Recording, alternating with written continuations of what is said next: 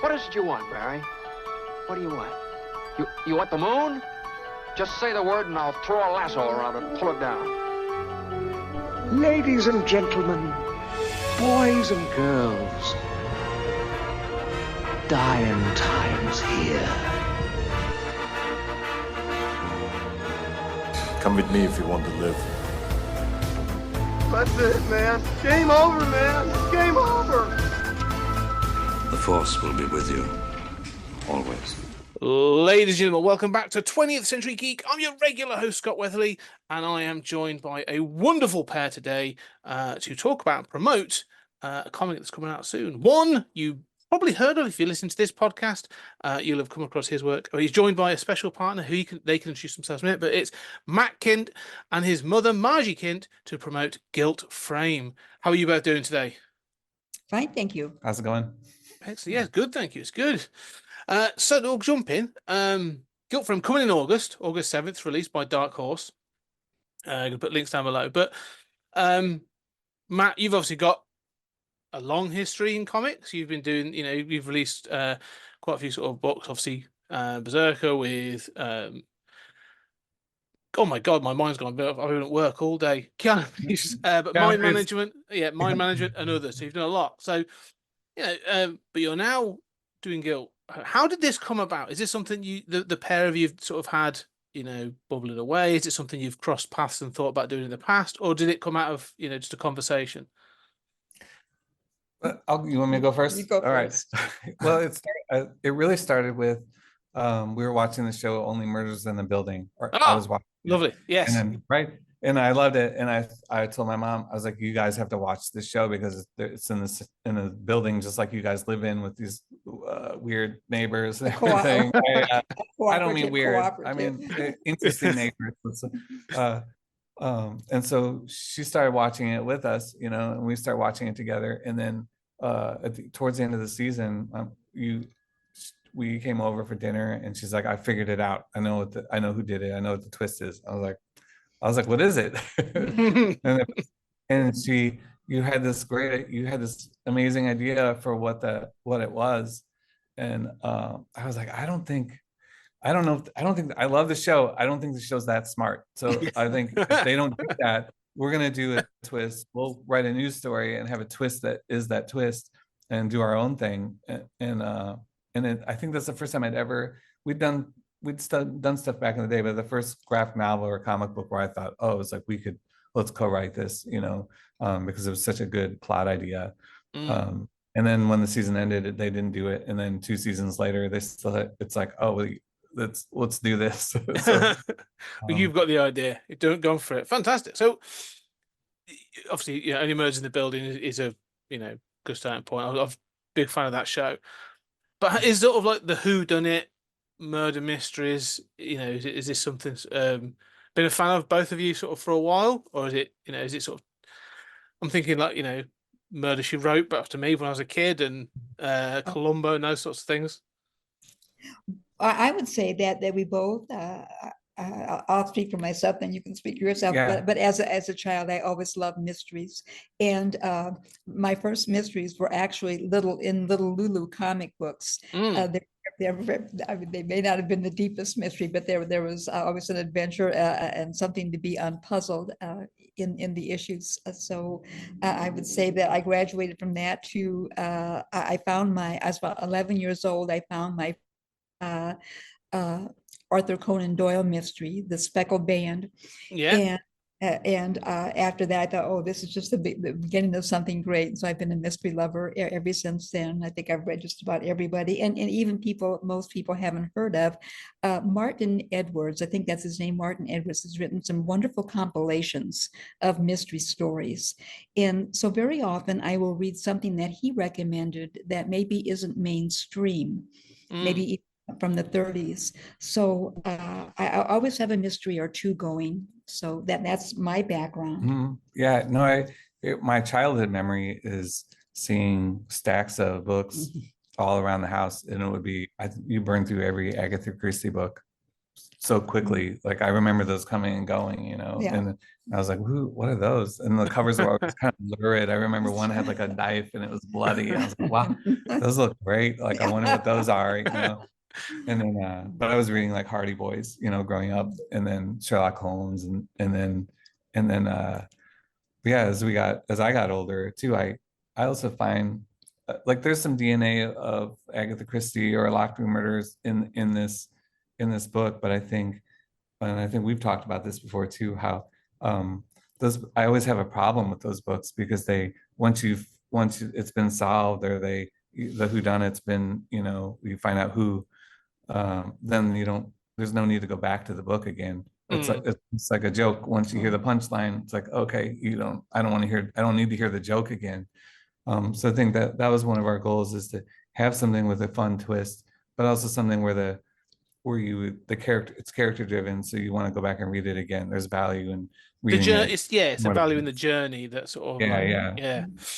Let's talk about the characters then. For that, because obviously, yeah, you know, this isn't a single, you know, you talked about Agatha Christie and obviously with Poirot or Marple, and that's a single detective. But you've got the two. You've got Aunt Mary and her nephew Sammy, that have their own relationship. They have a sort of a you know, an adoptive sort of like mother sort of adoptive son kind of relationship. But they're kind of similar but different personalities. They're an interesting dynamic. Is it semi-autobiographical? Is this, or is it sort of in the sense of like those personalities, or is it? I would say there's probably, well, how much do we want to own it? Yeah, we'll let I would say it's 90% autobiographical, but also I think we made them, it's not mother son, because I think we wanted to distance ourselves. We want to be able to write them as fictional characters too. So it's aunt and nephew, so that we could have distance. So there's some of us in anything we write, we're in it, you know. So this is maybe a little more on the nose, but at least with my character, I feel like it's like a 20-year-old version of me, or maybe an 18-year-old version of me, which isn't me when I was 18 either. It's sort of a warped version of me. And then with your character, you talk about that. I would say that the greatest thing that I have in common with Mary is that neither of us intend to go through life ever having a day where we feel bored. Yeah. Something is going to happen either here at the cooperative or out there. And so that's our shared trait. Excellent. We haven't solved murders. We haven't solved the real murder. Yes. I haven't. You have. He keeps saying that, but I'll have to tell you about the one that I think I did. I never took it to the police, but I know exactly what happened. We never talked about that. We'll have to make that. Tell me that maybe off the record. Yes. I don't want to be implicated. All of a sudden, a big edit cut. We'll have to sort of go. Yeah. But does it give you?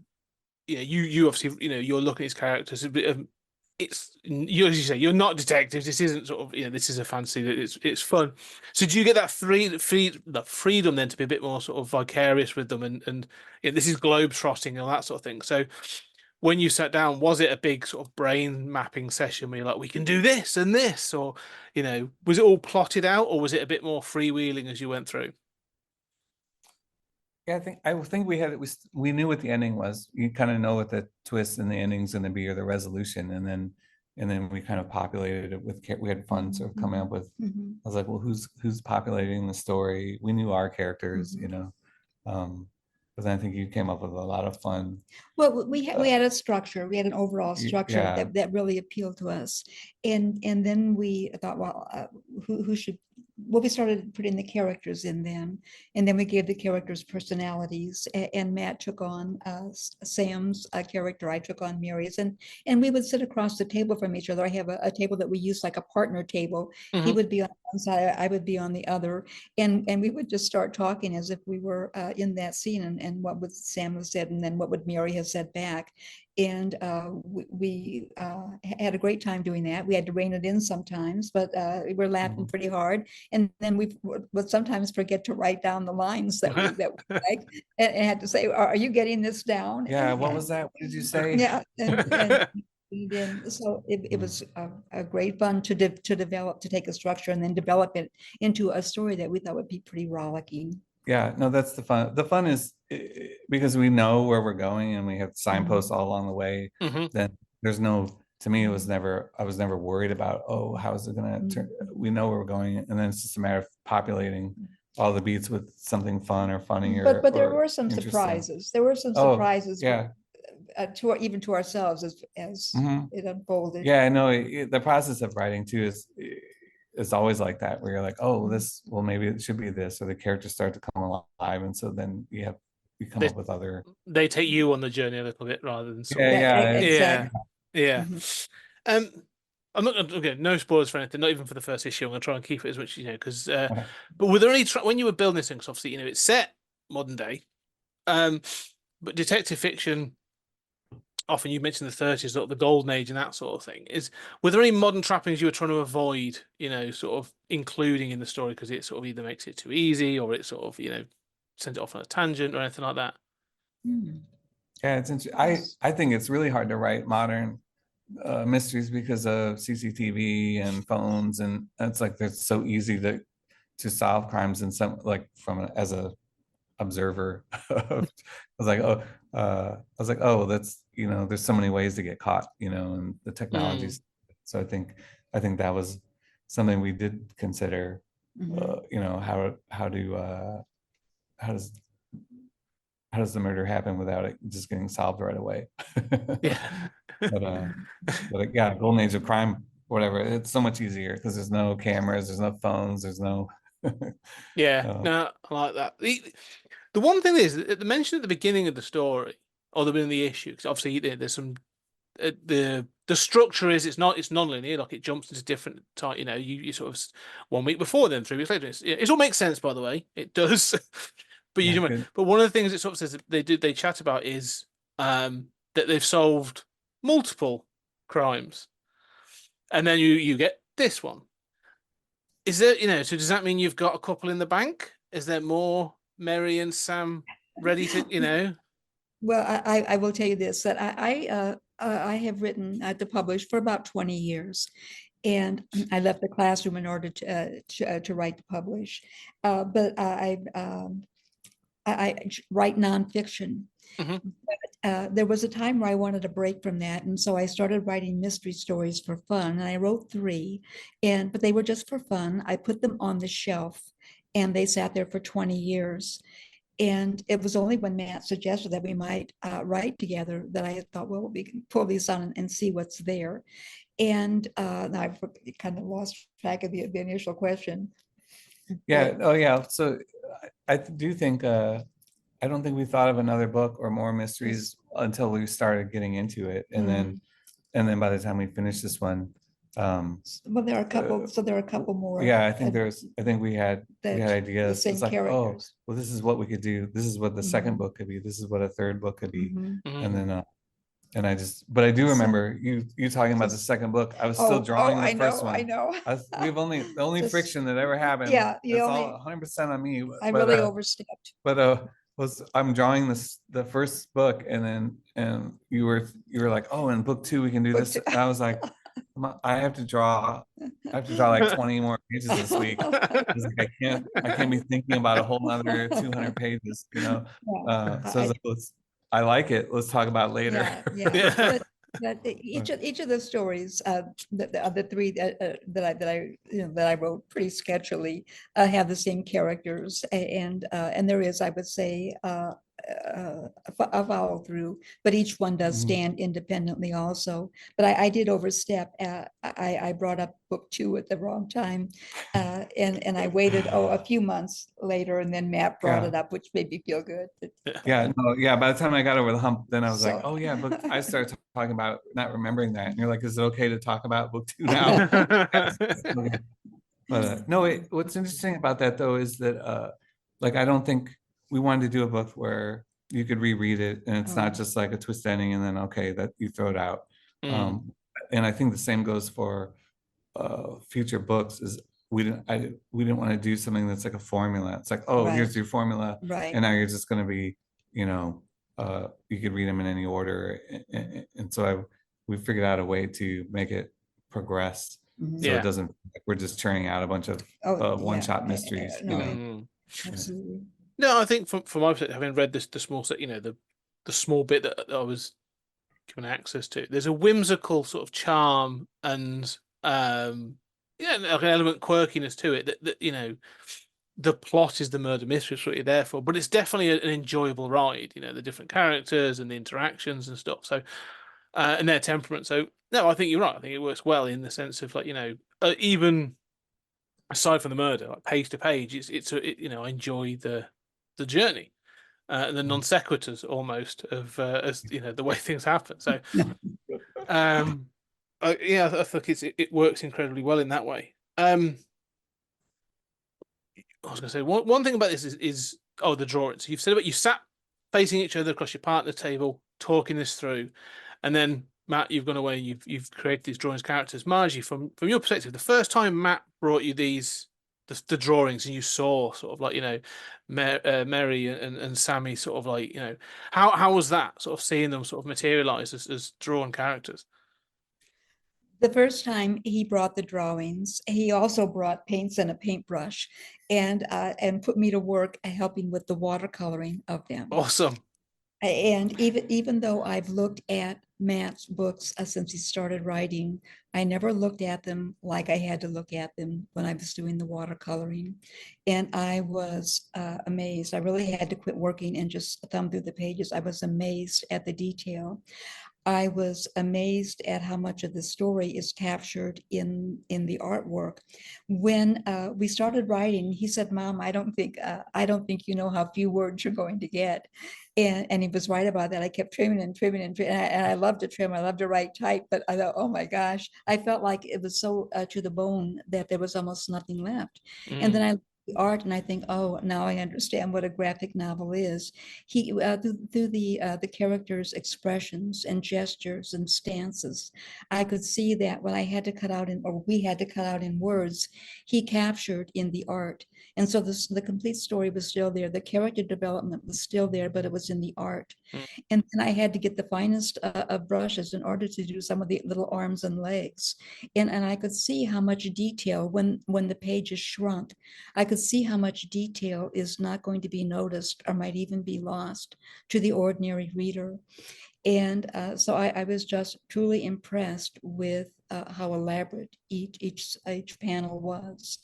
And then I got to thinking about Rembrandt and how he would paint a portrait, and the person was the sitter would be there, and Rembrandt would capture the visage and maybe part of the torso, and then move on to another portrait. And I look at what Matt's done, and I'm thinking he not only captured the person's visage or face, but he also put that same face with dozens of different expressions, Yeah. and then the whole body with different stances, and each line had to be thought through in order to develop the story and capture the character.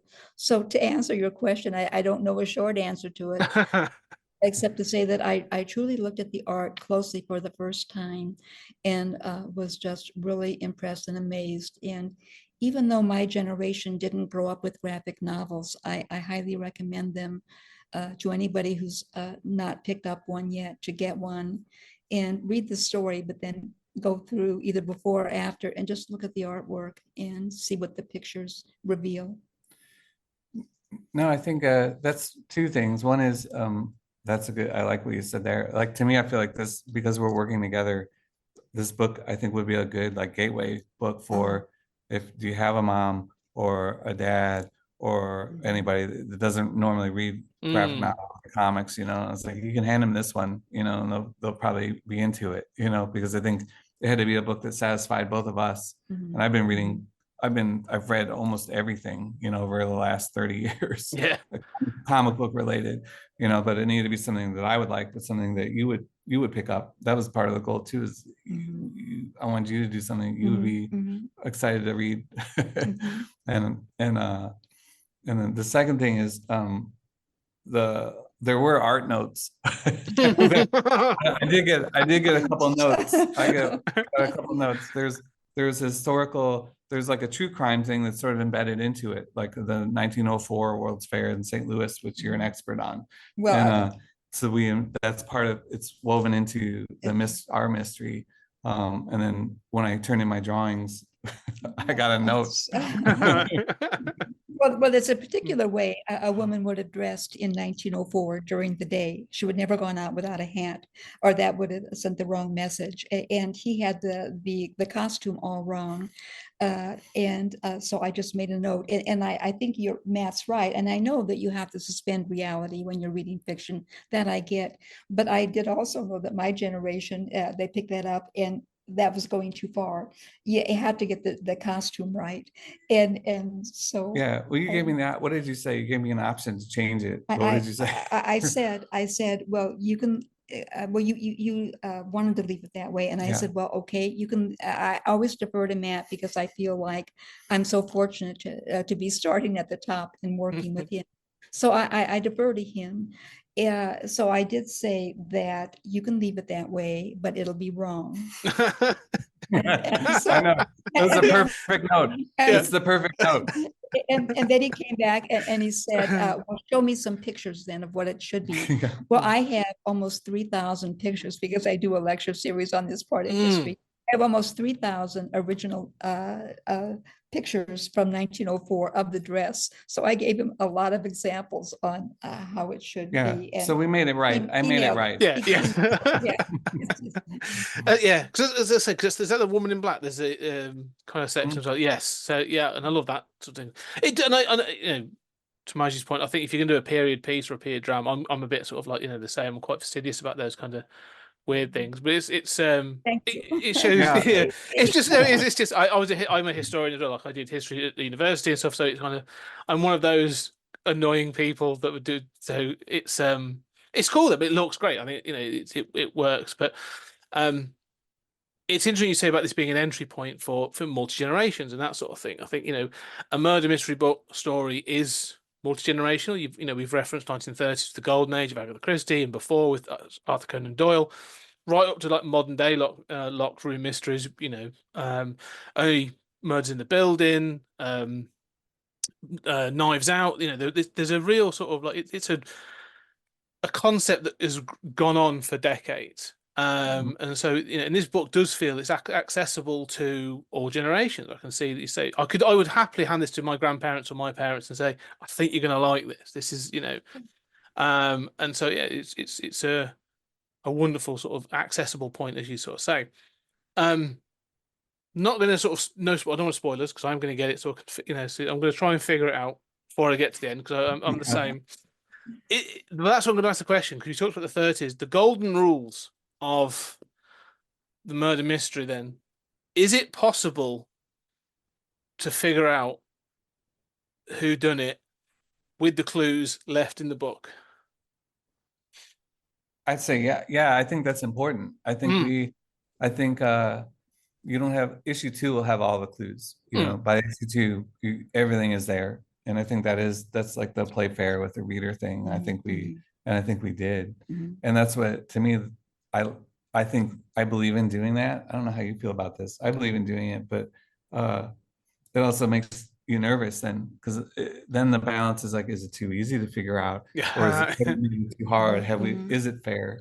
Because you want to be fair, but you don't want it to be obvious. And so I think, I don't know how you feel about that, but that's how I feel about it too. I feel that you think I mean, you don't know that but you think and you think, oh, could be this, could it? No, I think you think Yeah, I think, but yeah, it is. It's like you're literally But you hiding don't something know in that you plain know. sight Yeah. too. So it's like, I know it's there. We know it's there. Are you seeing it? Yeah. But I can imagine for you guys, it's sort of because you know it and you're writing, like you said, you had the destination. It can be quite sort of like, well, because I know it, is it too easy? Or am I trying too hard to hide it? So, yeah. No, I'll say I'll be interested to see if I can figure it out. Yeah, dude, For definitely this, send us a message when you think you have it. Send us a message. I will. I'll let you know. I'll be there. I'll have my board, my red string. I'll have them all You out. do. The pins That's out. what it'll go along with. It'll go along with my mom. Yeah. Right. I mean, we shall, look to wrap up there. But this is coming out. So August 7th, issue 1 from Dark Horse. In its physical release and digital release, I believe. So yeah. Anywhere else that people can find out information about it or prepare for it? Yeah, if you go to my website, mattkindt.com, I'm on all social media there and everything, so you can find links to previews of it and then ways to order it. And we'll be at San Diego in when is that? July? At the end of July. Yeah, end of July, we'll be there. Comic-Con. Yeah, so they did a special cover variant for that one. We'll have that there, and then we'll have I don't know if have you seen issue 2, the cover for issue 2 yet? That looks like kind of dollhouse. So. Oh yes, I have. Yes, okay. I have. Well, we're probably gonna have that there. So cool. Interact with it. Yeah, for a minute. Yeah, we're gonna bring that there and have we're gonna do some interesting things at the signing. But yeah, that's coming up. Excellent. I forgot about doing. So Margie, how are you feeling about? Is this your first Comic-Con? Going to be the other side of the table? This is my first Comic-Con. I've watched it for many years because it's very often televised and written about in the New York Times. And so I always follow it because I know that Matt is there and I want to know what his experience is going to be like. And so I followed it for years and years and years, but this is my first time to actually go. And I'm just thrilled. I think I'll fit in actually. Yeah, you have. I made my mask. She has a mask already. So, you don't have yours yet. Yeah, maybe no, I don't. But so I can get excited about something like this. Wonderful, excited. Well, thank you so much for spending the time talking about it. Good luck for Comic-Con. Enjoy it. Okay. Thank you. And for the launch, I hope it goes exceedingly well. And I will be in contact with my guesses. Yeah, do it. We'll let suspect you know. List. Yes. We'll let you know if you're right. Excellent. Well, ladies and gentlemen, as I say, yes, check it out on mattkindt.com. Link down below to all the different bits and pieces that's available on all different sources. I've actually got some other links, and also check out links to the promoter. I'll be putting out on social media, and there'll be sort of other places for Comic-Con and on Twitter and social media. There'll be more links about where you can go get it. So please do check it out. It's wonderful. It is actually fantastic. I'm very excited to read more. But Margie, Matt, thank you very much for spending the time with me. Thank you. Our pleasure. Thank you. Appreciate it. Yeah, Excellent. very much.